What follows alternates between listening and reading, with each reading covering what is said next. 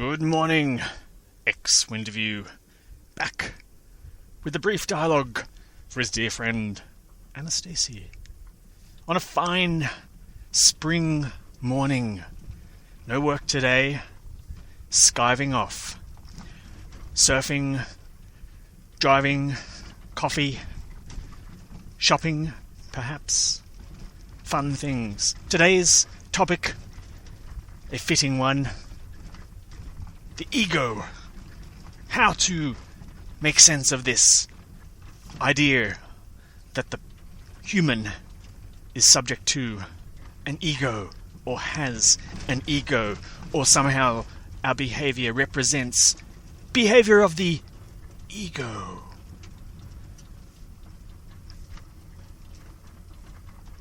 The ego, in psychiatry, and psychology, for that matter, has a very particular connotation. Originally coming out of the psychoanalytic or psychodynamic theory of human behavior, the ego has taken on a life of its own in popular culture, where we commonly see it being used to describe acts of extreme self-centeredness, self-interest, a lack of altruism, and so forth. We often use the word ego to describe someone who seems blissfully unaware that they are surrounded by other people whose opinions might also matter. The so-called egomaniac, a popular cultural figure in the West, someone who thinks very highly of themselves, usually undeservedly, and has to be number one all the time. So you can see also a sense of narcissism, a love of the self creeping into that description there. But is it such a thing? Is there indeed an ego? Is there an ego that we need to overcome the gravitational pull to find liberation? There are lots of ways of conceptualizing the ego, and I will not go into all of them. Just going to give a very rudimentary outline for this brief dialogue.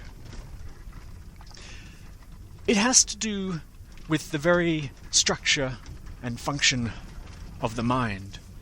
The mind, as I said in another dialogue, only operates in space-time, in the world of cause and effect. In fact, you could even say the mind is the world of space and time. Saying that, the mind always needs a cause. Rather, everything the mind can think of, the mind presumes must have some cause. A nod to positivism, if you like. That something must have an answer or an explanation somewhere. If I can think of it, there must be a reason for it, and so forth. The way that works in general is usually kind of helpful. To try and figure out the cause of something can in fact appear to be of benefit to the individual. But when it comes to behavior, our own behavior, it's a bit of a puzzle, a Zen koan, if you prefer. Behavior seems to happen, and it seems that I'm doing that behavior, or rather the mind is observing or reporting on human behavior, on one's own behavior, and assuming, naturally because it's the mind, that there must be a cause.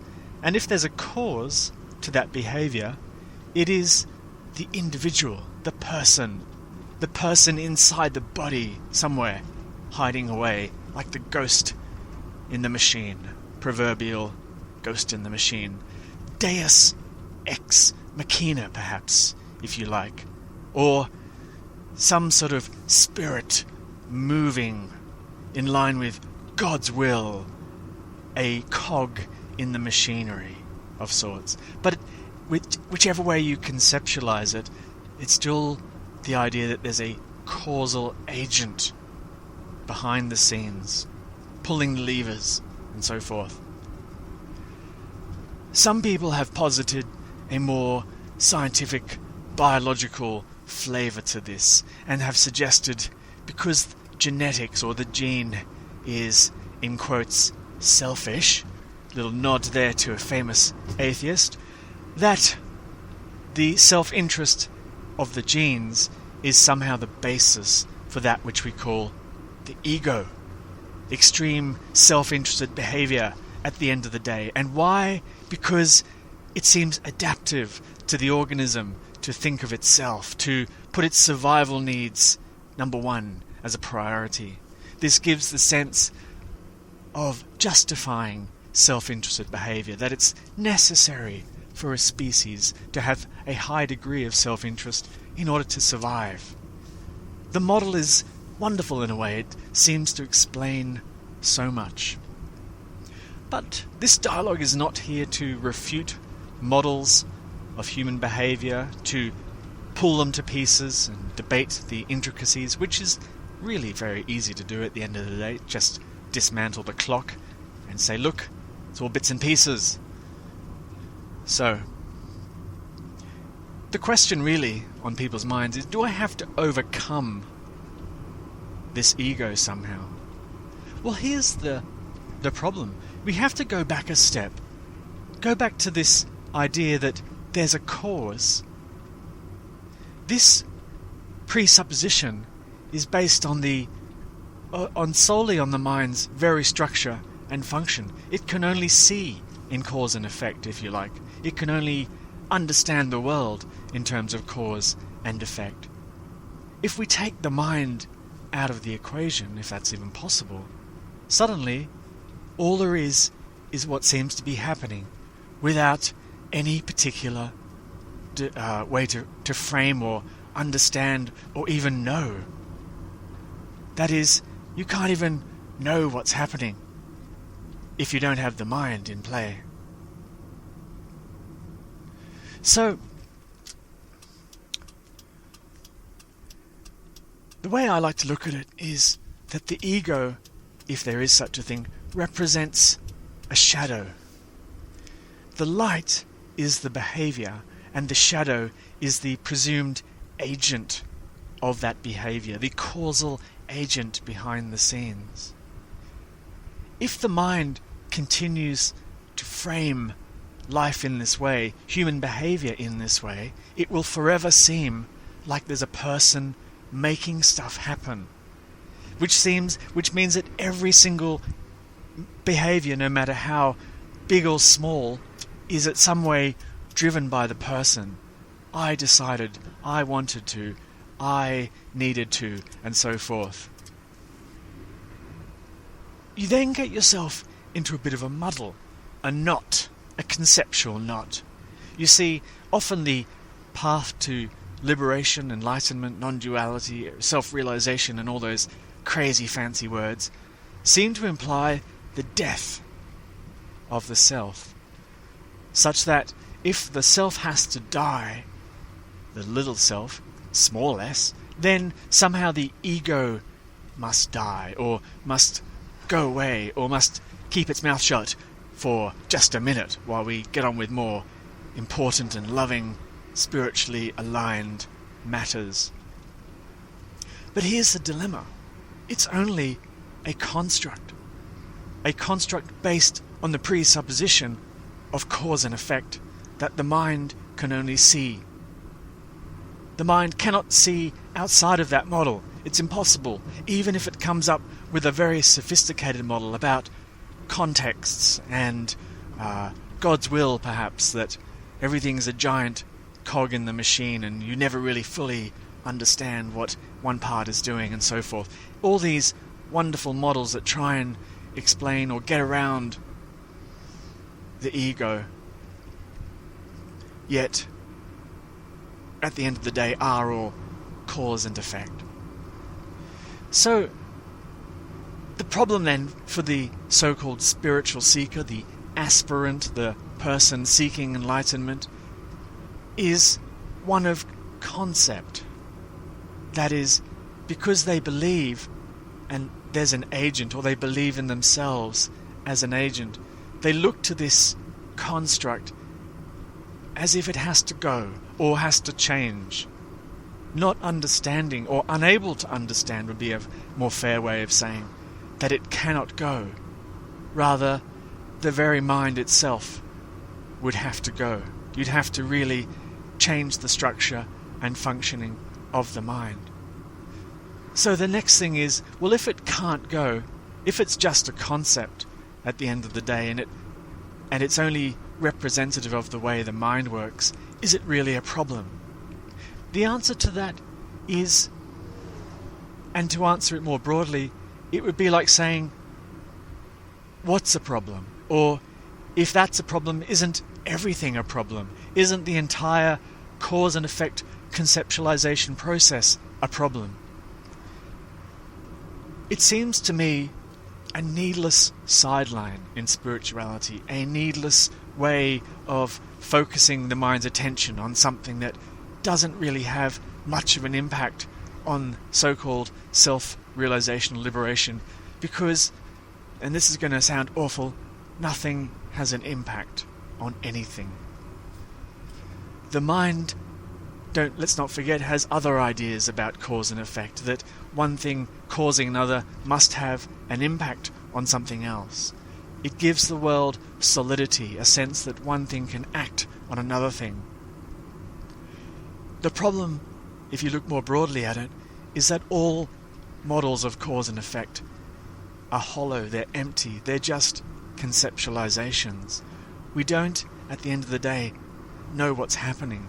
We're, if you like, the closest we can come is we are experiencing what's happening. That's the best description the mind can come up with that can be vaguely understood. To say that no one's there and nothing's happening could be somehow more correct, but you can't really do anything with that in an explanation.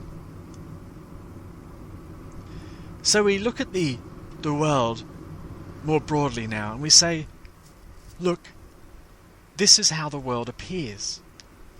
The world appears to be a world of things, a world of objects. It also appears that there's a person here acting on the world, directing their life, living their life, so to speak. That's how it appears. You don't need to attack the model. You don't need to attack the unfolding. There's no requirement. There's no let me spin it around the other way. Like if I attack and dismantle the appearance, then somehow a greater truth will be revealed that will help me. And you see, sneakily, right at the very end there, the me pops back in. Cause and effect. It's unavoidable. So any attempt to dismantle, dismember, attack any part of the appearance is fraught with a conceptual peril, if you like, making it sound probably overly dramatic there. But can get people trapped in little sidelines of loops of thought that are needless, so perhaps there's some value in hearing that. A loosening and relaxing can be beneficial in the appearance of the world. The person is fine. It's what's apparently happening. There's no particular need to attack, dismantle, see through, look through, figure out this person. It's just what's apparently happening.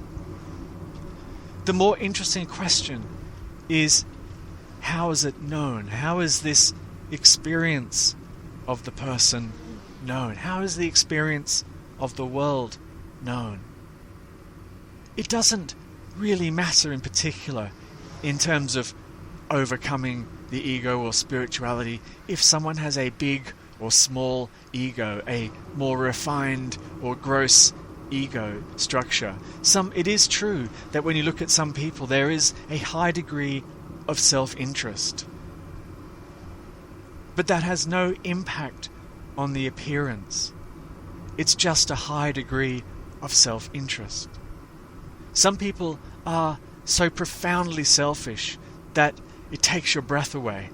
And funnily enough, when you speak to such people, you often discover that they have very poor conceptualizations of other people, or they have a very hard time in what you might call in psychology theory of mind, that is, thinking about what others might be thinking.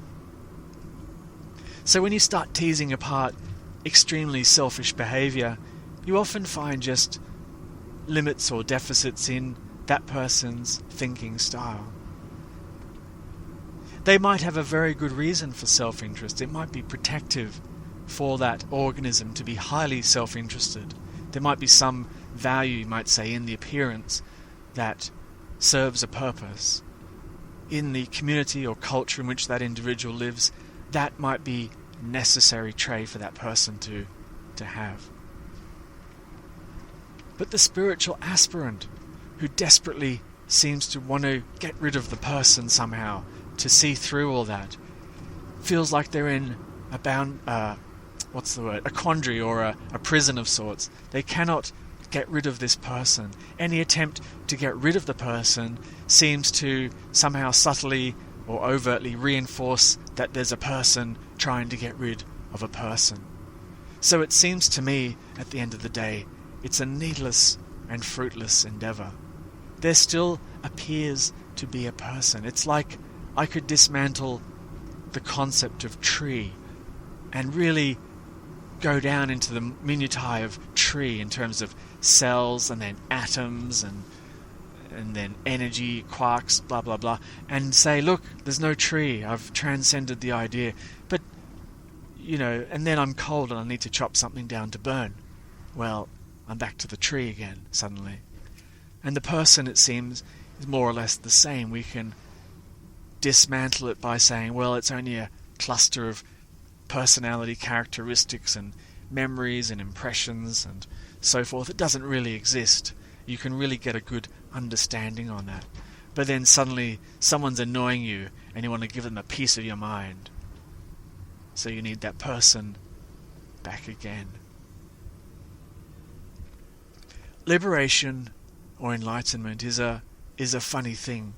It's both the end of the world and it's not. It's the end of the world as it's thought to be. That's another way of describing liberation. The world still appears and unfolds as it did before, but it's very different now. It's seen in some ways to be empty of the forms that you thought were there before, yet they still appear to be there in some way. It's another way of saying the experience of liberation or enlightenment. People often report, or it's often spoken about, or even you might read books, that when a certain apparent individual realized there was no self, no central character, that was the moment of liberation for them. This gives this unfortunate impression that what that individual did was somehow get rid of the individual, and then they saw liberation. Liberation comes with a range of perceptual shifts that you don't quite see the world the same way after the fact, and that's partly true. It's not a rule necessarily, but it seems to be for many people who report it. This gives the unfortunate impression to the mind that whatever is reported on liberation is somehow causal or necessary for liberation. So if someone reports, wow, I felt really peaceful and goodwill to all mankind, suddenly it seems that that's a really good idea. I should be peaceful and show goodwill to all mankind, and that will hasten my spiritual liberation, if you like. That's just the mind doing its thing. It's trying to get a grip on what was explained and put it into a way of understanding. It's perfectly natural for the mind to do that. It doesn't really matter. And in fact, all the endeavours that the mind thinks will help, they don't really matter. It doesn't matter if you do them or not.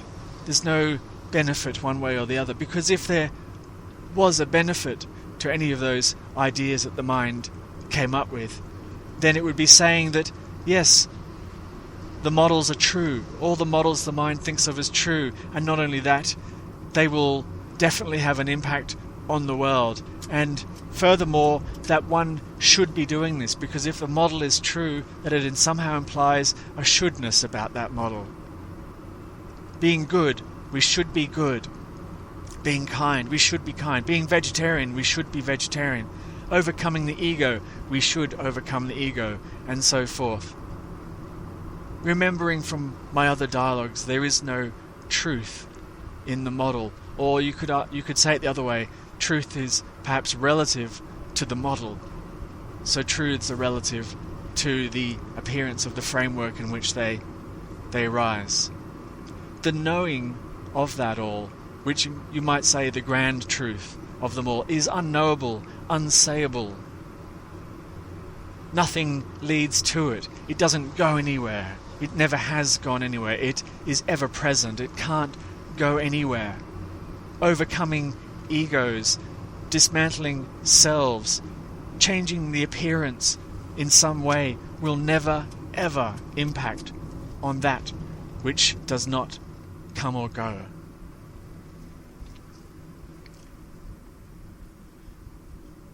This has been X WInterview with another brief dialogue.